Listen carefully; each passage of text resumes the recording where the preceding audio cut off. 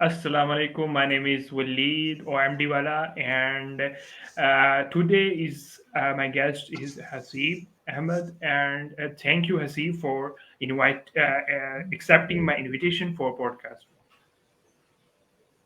Jazakallah. Thank you. Assalamu alaikum. Okay, so firstly, I will start with the question: Who is Hasib Ahmed? Hasib Ahmed is right now a son, a student, a worker, and I would say not much more than that, and a student in some sense that I am learning right now. So I am currently studying in Italy, and in a university I am doing international law, a bachelor's in international law.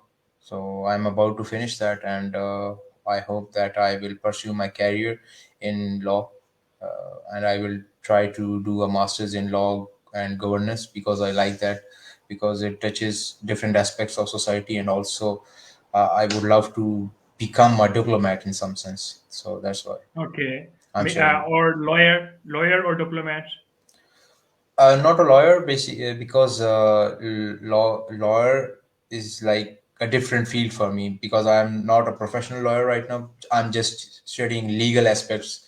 So in when you are studying legal aspects of a course, then you can only become a diplomat or uh, have an status in an office, not like you can become a lawyer because that's not my degree. It's just a general view about legal system. So I Okay, can't practice law basically. To practice law you okay, have to okay. do 5 years of proper one cycle. So it's like a bachelor's degree, and that's a different degree. It's a 5 year degree, like a mbbs professional degree. Okay, okay, Yeah. okay. So, in which city you were born and where you done your high school and college? I was born in Haripur. It's a small city close to Aptabad. Most people heard about Aptabad, so I would say Aptabad. Then I did my high school from Haripur, and the name of Sorry, where is university. Haripur? So, some viewers may not don't know where is Haripur. So, Yeah, it's like you might have heard about Tarbela Dam, basically. So Tarbela Dam is in my city, basically, and basically, also. Haripur is a city in Pakistan. Yes, yes, in Okay, Pakistan, and yeah, yeah. okay. So, what was your experience in high school and college?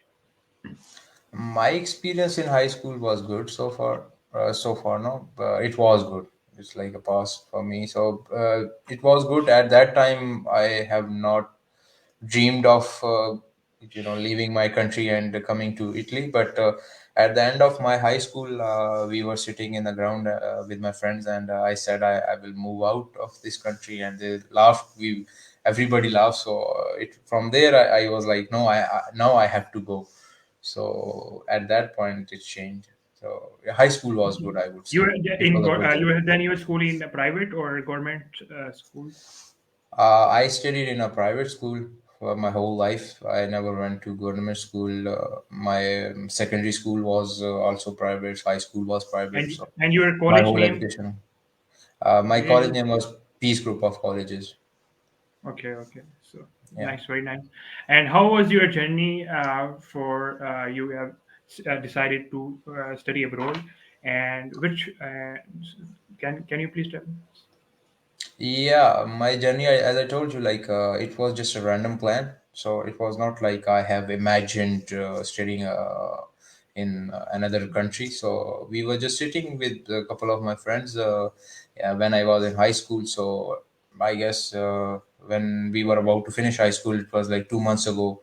We were sitting, and I said, okay, I'm going to leave this country, and I will study abroad. So from that moment I tried to find some solutions how to do it, or how can a person go out of this country. So like YouTube, and after that I find someone who can help me. So I got admission in Italy, and after that I applied for visa, and fortunately I got my visa. So far it's been like 4 years so in Italy, and it's a good experience. Okay, that's amazing. Okay, now I will move to the questions that I have in my banners. So I will show you. Well, So, and how has your experience been living in Italy compared to your hometown in Pakistan, Haripur? in Italy, it still is a good experience, and I would say I miss my hometown because I lived there for like 20 years. So I miss a lot of things, especially my parents, my family, and relatives, and the food and friends. Everything I missed. I just recently visited Pakistan, so I miss more because when you visit Pakistan after coming here, you miss a lot of things. So it's just like that. So Okay, nice. experience is good. You can in case like if you move outside, you learn a lot of things. You grow up early because you have to face many challenges at the same time. So you have to manage a thing here, and also if there is some need in Pakistan, and you also have to manage that. So it's a good experience, I would say. A person can grow much faster in abroad rather than in his own hometown or his own country. Okay, the next question is what inspired or motivated you to move from Pakistan to Italy for your studies?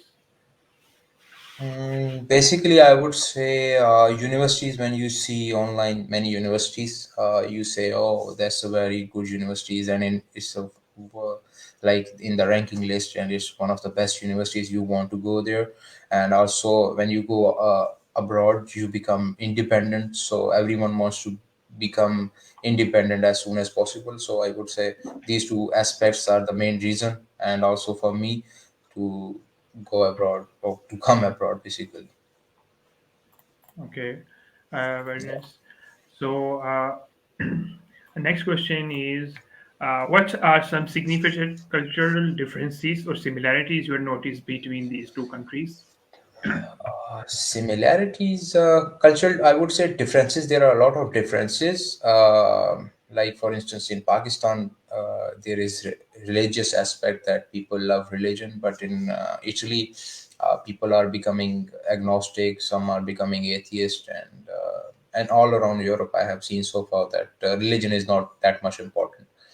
And one more and in Pakistan you see mismanagement a lot, but here everything is managed properly. There you cannot say I am late because my bus didn't arrive on time, because that's like a joke for them, like it's not going to happen. But in Pakistan you can say, oh, there was an issue and everyone just believes it. But here the issue management issues are not here. Also, I would say other thing is food. Big difference in food is like here Italians don't use a lot of spices, and you eat raw stuff. So other than that, um education system is good. They provide us every available resources that there are. They just want us to just learn, not do any other stuff. And yeah, I would say Okay, that's the do similarity. they eat spices like masalas in their foods or puts in the Uh, no, I would say no, because they eat it, but not much. Once in a while, they do. Because I've talked with them and they say they can't eat too much spice. So, That's like astonishing for on me because the masala is like a basic component in our, like you can say, dishes in the food that we prepare. So yeah. yeah, it is, but here it's just different. That's the difference here. So I would say they don't like So, it that much. so what they eat in their breakfast, dinner? Because here we eat like chapati and roti, we can say, and with Yeah. some vegetables, which is some boiled, you can say it, cooked. So this is what we eat, and with tea. So what's the Italian or some people that eat breakfast or dinner?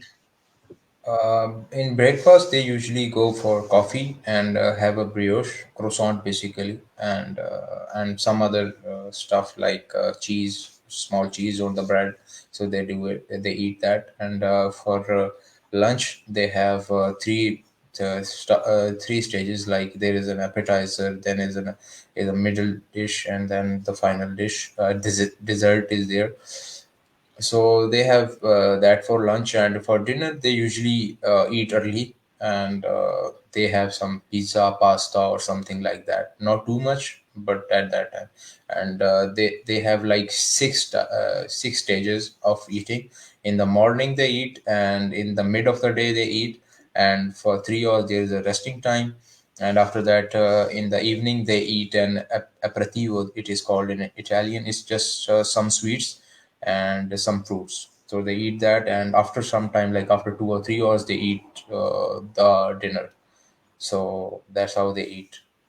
So because we here we have more carbs oriented diet.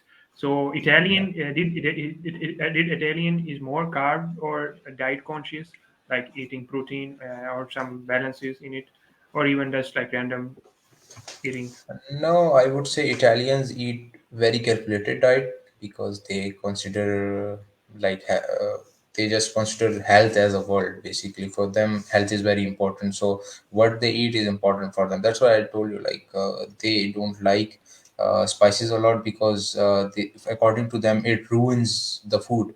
So the food is for the health, basically. For us, food is for the taste. So Yeah, for them, literally. it's a different thing. So they want to maintain their health. So for that, they don't like spices and other stuff that you should fry the stuff a lot, and then it just not the protein is finished and everything is messed up. So they eat raw food basically, not too much Okay. cooked. Okay. The next question is: can you share a memorable or impactful experience from your time in Italy that significantly shaped your perspective? I would say there are many, but one of them would be, I would say, when because when I arrived in Italy, it was at the end of 2019, and in 2020, COVID started. So after in COVID, a lot of things changed because we have to work. So as a student, I have to work as a part time. So when I was finding it, it was difficult. So it changed my life, and after that, I got admission because I previously I was studying engineering, so it was in Italian. So I have to change it. So when I changed it, I got admission in law. So I would say that was a turning point and memorable event, I would say, because the whole time of my life in Pakistan, I was like, I want to become an engineer. But when you come here and the, the way they teach you is not like easy stuff for us. So I would say that was memorable and impactful experience for me. Okay. So, what is the difference you notice between the education system of Pakistan and Italy? I would say huge difference because in Italian system it's not compulsory to take classes. Like in Pakistan, they say like 75% attendance is compulsory, but in Italy it's like whether you come or you don't come to the university, you just have to pass the exams. So if a person passes the exam, then he's fine. Nobody cares, and it's not like. And also, education is free here. You don't have to pay much. So that's like education is for them is just something investment on for the future, not something that you should earn from it. So in Pakistan, education is not something investment. It's just investment not on a person, but just investment in a building to get out of it. So here they invest in students. Okay.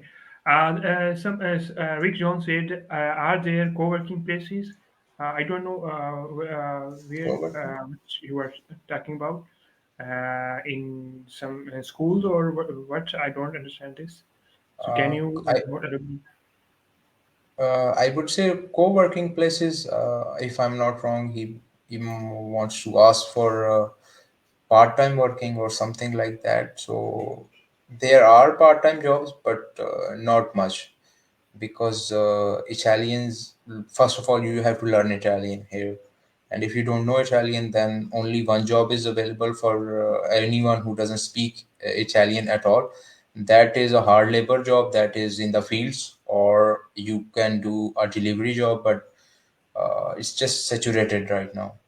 So other than that, there's not much to do in here.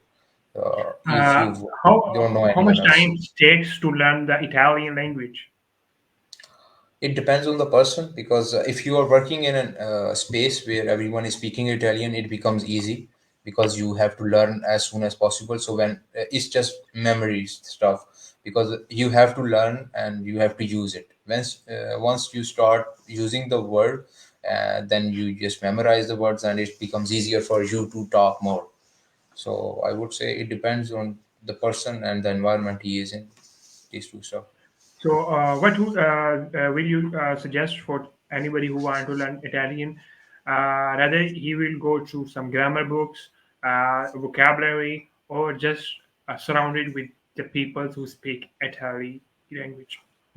I would say basically, if you want to learn any language, it starts with the hearing process. So listen to Italian, or listen as much as possible, I would say. Then try to memorize some words and then try to speak it. And after that, writing is there. So then you can learn, and then it's become easier for you. So Okay. these are the things I would suggest. And there are many books that you can go, many YouTube channels. There are available for Italians to have some phrases to learn about Italian. But it's again, it's up to the person. Where if he really wants that, then he can. So it's not a difficult language, I would say. Easy language. Okay. Did you say are there places to meet additional nomads? By the way, Hasib, Yeah, there are. Rick Jones, I think he's a digital nomad. Yeah, So there are places, like there are many. We would say there is a place called Talent Garden, so where there is an office for only for tech industry. Sorry, tech companies. So there are many tech companies there. So they have many offices there. So many people just sit there and work. There is like a common area where you can have ideas shared, very or you nice. can That's go very and sit there. amazing, by the way. That's very amazing. Is there any fees for the working place? What No, is no, that? no. In a common area, there is nothing. But if you want to rent an office, or have a private room for yourself, then you have to pay. But other than So that, we can meet anyone can with visit. digital nomads or digital tech entrepreneur. Yeah, it's like they are everywhere. Like in Starbucks, you go, you can see someone sitting at the corner, so it's free, and the Wi-Fi is also free in Starbucks, so you can find them. And I Okay. would say that Talent Garden, and in there are study rooms here that are available for students, and many digital nomads also go there also, because it's just free. Anyone can enter there without anything. Like That's you amazing. don't Very have to nice. show anything. Okay. Yeah. Amazing. Okay. The next question. And Rick Jones said, "Awesome." Yes. Yeah. Thank you. The next question. Wait for wait. I have to take this. Uh, Give me a while. Sorry for the delay. Okay. The next is how has studying in Italy contributed to your personal and professional growth?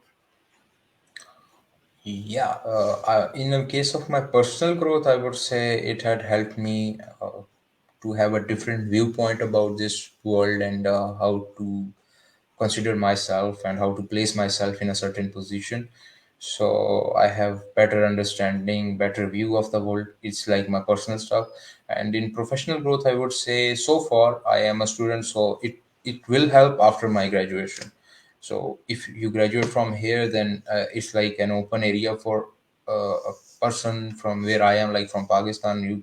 You have not that much opportunity. You cannot move easily. But if you are initially, like, you have completed your graduation, then you can go into a work field of your choice, and then after that, I would say you can get the PR, and then you can have like 10 years long residency here, permanent PR.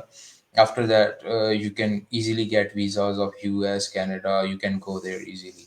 And if you want to work in the Middle East also, they pay you in double amounts because they consider you as a European. So it's just like a professional growth that is going to come in future, I hope so. That's nice. Okay, the next challenges do you face education system in Italy, and how did you overcome them? Uh, Challenges.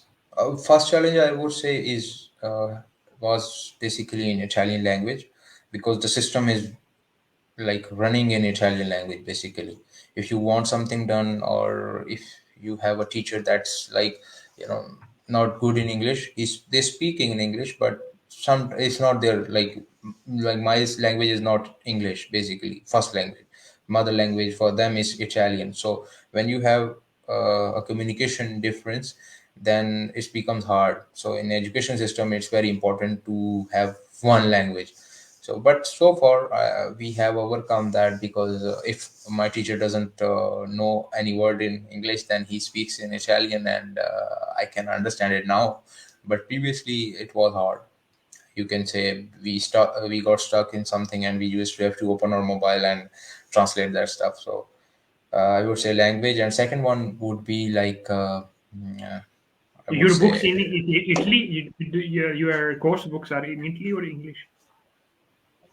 they are in English, but the thing is, when you are studying in a university, you have to speak with professor on different stuff, not just about the courses you are studying on. You have to talk with them about professional So the careers and other professor stuff. will talk only in Italy language, or No, no, sometimes not in. both.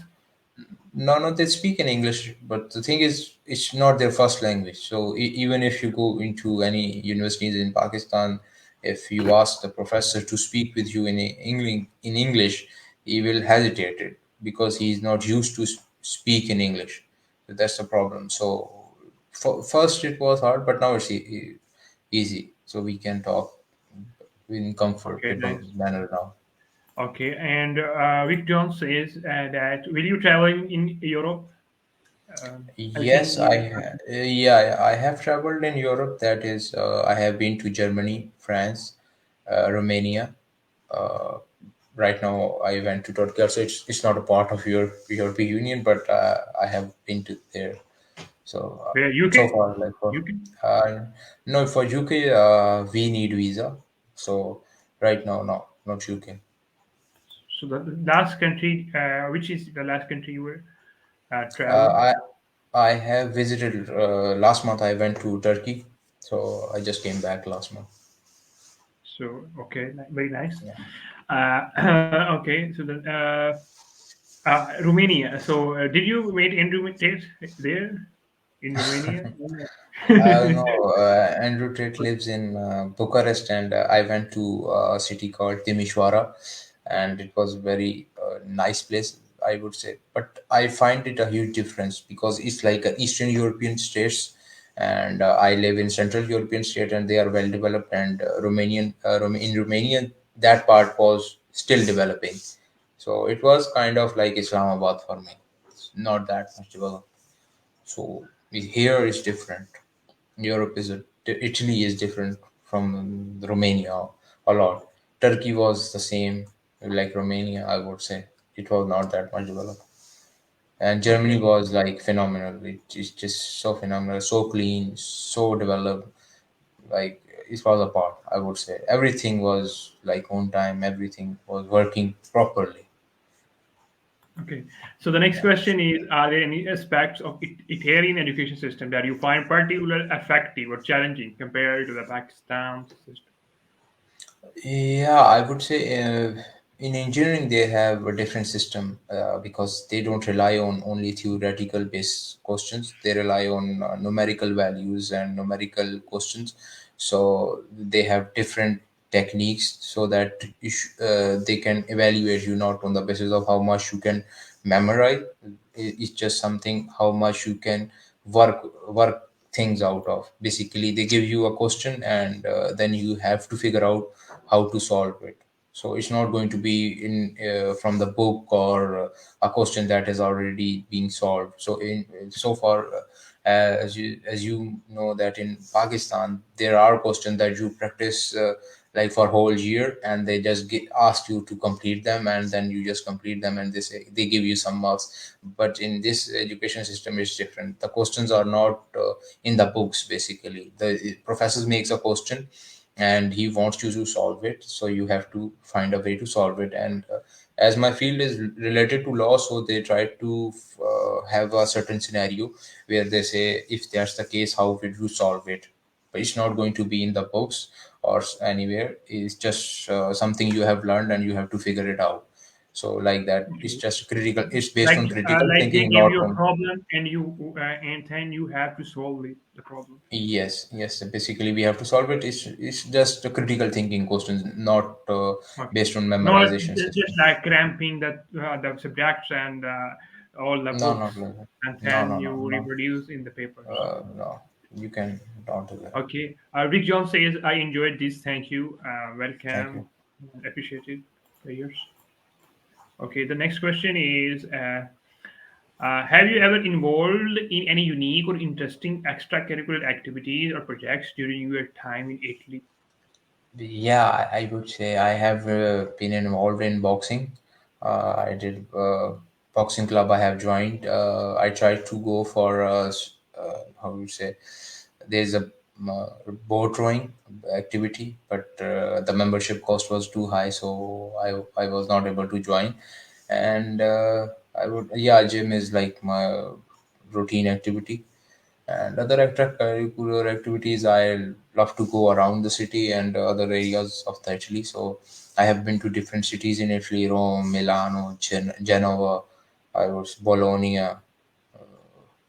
No, Florence. That's No, not yet. So many other cities, I would say. okay. That's nice. And okay, now the next question is Have you? how have you managed to adapt the new cultural environment in Italy while preserving your Pakistani root? I would say I have not adopted it much, the cultural of Italian people, because I don't like it much. So it's just something. It's just up to the person. If that person is like, I love them, so he will be close with them. He tried to become like them. So I'm not that person. So I would say I avoided it because I don't want to become like them. So I love them. They are very good people. They have very good understanding of the world. They are just most beautiful people. But still, I would say I have my own ground. So it's not like in order to like someone, you have to be that person. So for me, I can manage stuff being like myself. Okay, that's good. Uh, the today podcast is like the question is more about your experiences and what's your understanding education and all of that things. And I have a lot of questions and and I hope we will cover or not, but I don't know. But what I'm trying to say that your field is like law, and I have not in more questions about the law, because I will be do this in next podcast, whatever when we will be available, whatever. So this is what I'm trying to say to you. Oh, no problem. I will be available.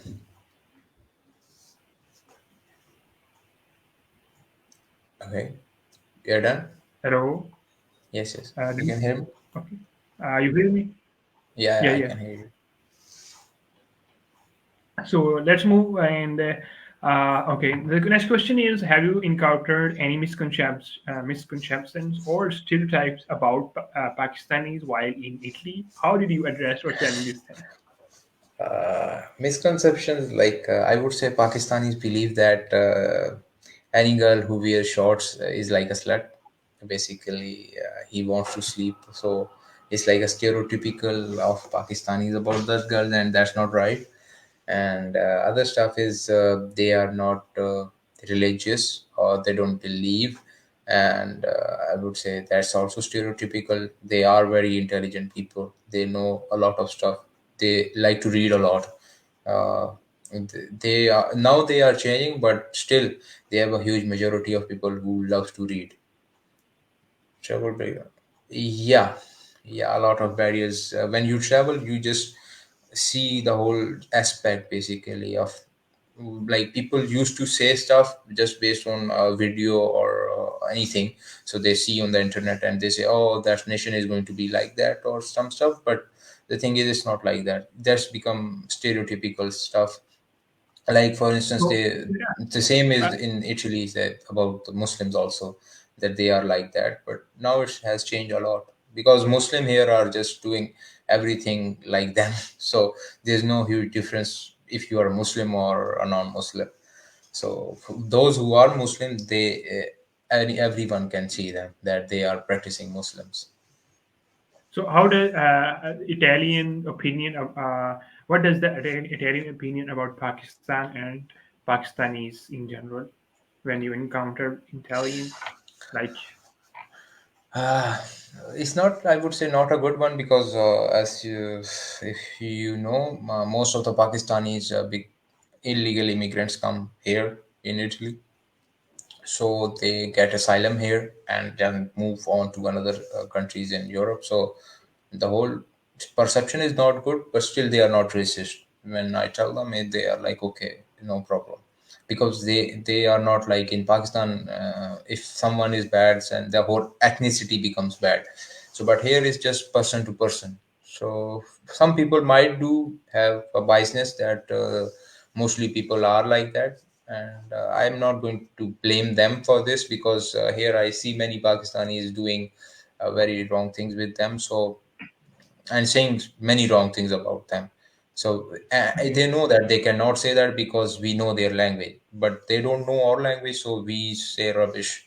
So I don't like that. So that's hypocritical nature. That's in Pakistani blood. So I would say I'm trying not to become like that. So okay. So it's 32 minutes, and I asked you for 30 minutes, so we are yeah, no already problem. 2 minutes ahead. So we will quit this, or I have a question for maybe one Yeah, last question. if you want to, I have time, so no problem. Okay, I have a lot of questions, but this is the last question.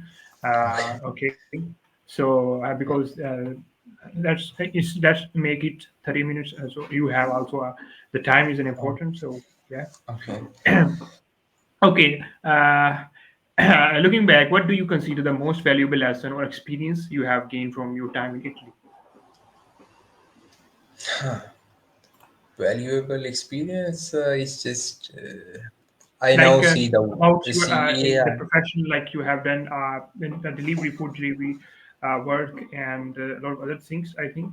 So what's that uh, shape your experience? I would say I become more of like a Sufi in some sense, because I don't care about money that much now, because here I have seen up and down a lot. So I would say What it's is just Sufi in English? What is the English of Sufi? Because like no, Sufism is an English word basically. You can use okay, that. It's not like okay, something that's they use it, but they might have different words. But I would say that because we are familiar with that word, so I would use a familiar word rather than a word that people don't know okay, about. And also, I don't know about any other word, so that's why I okay, would okay. use this Keep word. it. Okay, Uh, keep on, keep on. What yeah. you were telling about So Sufi and yeah, I was saying because here money is important, but when you have money and when you don't have money, and it doesn't make a huge difference. So for me, it becomes like, oh, so you can live a easy life without or with money, but it's not easy life, I would say. But I would say the aspects of money and how relationships work here, because when you give someone back in Pakistan money, then they have different relationship with you, and when you don't, they have different relationships. So these are the things yeah, that I there's have like learned a so far. materialistic approach. You Yeah. deny the materialist approach of the money. Not like materialistic approach, I would say capitalistic approach Oh towards yeah. life, I would say. Materialism is not bad, and if it's like a limited in a limited sense. If it's Okay. too much, then it becomes a cancer for a human being. So I would Yeah. say that. Okay. That's going to be amazing, and it's my an amazing experience to do podcast with you. And it's a Thank 35 minutes, and thanks, Hasib Ahmad, giving you the valuable time, and I have learned a lot. And from this podcast, and even I don't learn maybe too much of our 1.5 years of friendship over 2 years rather than in this podcast, because this podcast is like I ask the chat GPT. Do you know the chat GPT? Yeah, yeah, I have. I tell them that I need questions for my guest, and he gave me a lot of questions, and even Mhm. there's many questions ahead, but we will. And this is not okay. It's enough for today. So thank you, Hasibai, for giving the time. Take Yeah. care. Allah Hafiz. Okay, Allah Hafiz.